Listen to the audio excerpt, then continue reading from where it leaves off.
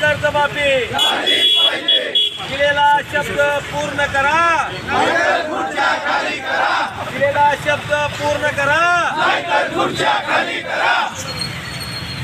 सरकारचा शेतकऱ्यांना फसवणाऱ्या सरकारचा शेतकऱ्याची कर्जमाफी शेतकऱ्यांना फसवणाऱ्या सरकारचा पंजाब प्रमाणे 50,000 देणाऱ्या सरकारचा या सरकारचं करायचं काय? शेतकऱ्यांना न्याय, शेतकऱ्यांना न्याय, शेतकऱ्यांना न्याय. जिंदाबाद जिंदाबाद जिंदाबाद जिंदाबाद जिंदाबाद जिंदाबाद. शेतकऱ्यांना न्याय, शेतकऱ्यांना काय करायचं काय?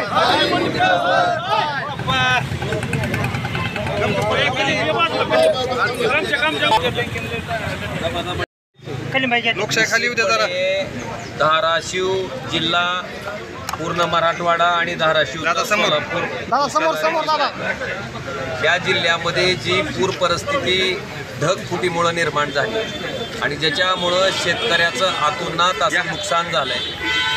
त्याच्या शेतातली जमीन खरडून गेली आहे, पीक वाहून गेलंय, जनावरं वाहून गेली, घरात पुराचं पाणी शिरल्यामुळं सगळ्या संसार उपयोगी सामानाचा चिखल झाला आहे आणि तो शेतकरी अंगावरच्या कपड्यानिशी त्याला प्यायला पाणी नाही, खायला अन्न नाही आणि उलट जी बँकेची कर्ज उचलली ती नेमकी भरायचे कुठून हा प्रश्न त्या शेतकऱ्याच्या समोर आहे.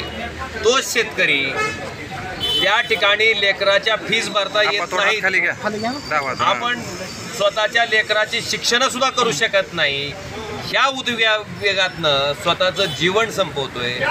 आणि ही परिस्थिती एका बाजूला असताना जर त्या ठिकाणी राष्ट्रीयकृत बँका, सहकारी बँका त्यांच्या कर्जाच्या पीक कर्जाच्या वसुलीसाठी जर अशा पद्धतीनं नोटिसा देत असतील तर हे शेतकऱ्याच्या जखमेवर मीठ चोळायचा प्रकार नाही का?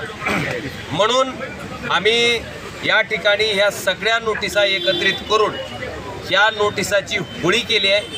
याच नोटिसाची एक प्रत ज्या सरकारनं शेतकऱ्याला निवडणुकीच्या पूर्वी आमचं सरकार सत्तेत बसल्या बसल्या तुमचा सातबारा आम्ही कोरा करू, कर्जमाफी करू ही घोषणा दिली होती आणि त्या घोषणेच्या नंतर त्यांचं सरकार महाराष्ट्राच्या विधिमंडळात न भूतो न भविष्यती इतक्या मोठ्या मताधिक्याचं सरकार त्या ठिकाणी शेतकऱ्यांनी त्यांच्या बोलण्यावर विश्वास ठेवून निवडून दिलं.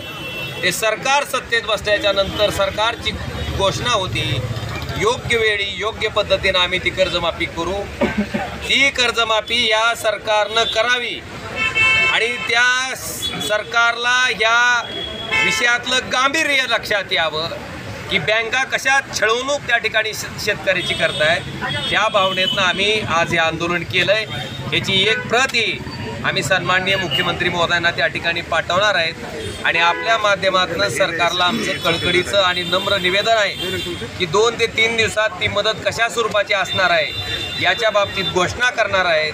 आमची एवढीच मागणी आहे, फक्त पक्ष म्हणून नव्हे, विरोधक म्हणून नव्हे, तर त्या शेतकऱ्याचं लेकरू म्हणून. कारण त्यांची परिस्थिती मागच्या 8 दिवसात आम्ही त्यांच्या घराभरात फिरून बघितलेली आहे, त्यांच्या पोटातली आग आम्ही त्या ठिकाणी बघितलेली आहे आणि त्याचा प्रतिनिधी म्हणून एक माणुसकीच्या नात्यानं त्याच्या पोटात पडलेली आग त्या सरकारपर्यंत पोहोचावी म्हणून आम्ही सरकारकडे कळकळीची इतकीच विनंती करतो की 50,000 रुपये हेक्टरी जर पंजाबसारखं राज्य देत आहे तर आपण सुद्धा तितकीच मदत शेतकऱ्यांना द्या. आणि जी घोषणा निवडणुकीच्या पूर्वी तुम्ही केली होती ती कर्जमाफी देण्याची योग्य वेळ आणि योग्य पद्धत हीच आहे, त्याचा सुद्धा संयोग साधा. आणि हा शेतकरी जगण्यासाठी धडपडतोय, त्याला उभा करण्यासाठी जर तुमच्याकडे पैसे नसतील पैशाचं नाटक करा असं आम्ही म्हणणार नाही. आपल्या राज्यावर 2.5 लाख कोटीचं कर्ज होतं, आपण 10 लाख कोटीपर्यंत नेलं. अजून शेतकऱ्याचा जीव वाचवण्यासाठी 3-4 लाख कोटी कर्ज काढलं तर काही फरक पडत नाही, ते काढा. पण या शेतकऱ्याच्या ज्या व्यथा आहेत, ज्या मागण्या आहेत त्या मंजूर करा. या मागणीसाठी आम्ही आज इथं सगळ्या शेतकऱ्याच्या माध्यमातून, पक्षाच्या माध्यमातून जमलोय आणि हे आंदोलन केलं. आम्ही सन्माननीय मुख्यमंत्री महोदयांना पण पाठवणार आहे. ते ज्यावेळेस माझ्या लोकसभा कार्यक्षेत्रामध्ये आले, शिवसेनेच्या आंदोलनाची भूमिका पण कालपासून आपल्या जिल्ह्यातनं खरं तर मी आपल्या सर्वांचे आभार मानतो की